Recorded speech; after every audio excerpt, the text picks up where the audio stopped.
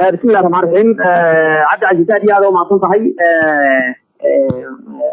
gobolka Shabeellaha hoose gaar ahaan degmada Owdeegle iyo deegaanka Bariire nimanka sharwadayaasha ah ayaa xalay waxay isku dayeen inay deegaanadaas ay ku qaadaan weerar oo ay dib u qabsadaan ciidanka xoogga dalka Soomaaliyeed oo geesiyaasha runtii oo aad iyo aad aan u amaanayo oo awalna u diyaarsanaa dhagarta iyo muxuu ahaa sheegay ficilada gudahan ay nimankaas u kacayaan waxay kala kulmeen jabxun waxa yaala meydkooda iyo dhaawacooda inta haraadigooda ahna ilaa hadda ay ciidamadu ku daba jiraan ilaahay idankiisa waana la wada dhameystiri doonaa waa lagu daba socdaa. tali maxaad nooga sheegi kartaa ilaa hadda khasaaraha aad gaarsiiseen dhinacooda? khasaaraha gaaruntii aad iyo aad u badan yahay waana soo bandhigi doonaa haddii ilaahay ogolaado weli hawsha hadda socota khasaaraha gaarna waa khasaaro runtii aad u xoogan waxaan soo bandhigi doonaa meediya haddii ilaahay ogolaado.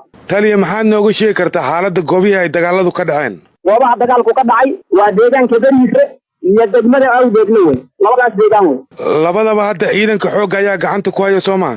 ciidanka xoogga dalka Soomaaliyeed gacanta ku haya gacan ku hayn maahe waxaan kuu sheegay waxa lagu daba jiraa haraadigooda lagu daba jiraa goobo ka baxsan deegaanadaas hadda dagaalku ka socdaa waana lagu daba jiraa ilaa midka ugu dambeeya la hagaajinayo in gacanta lagu dhigo.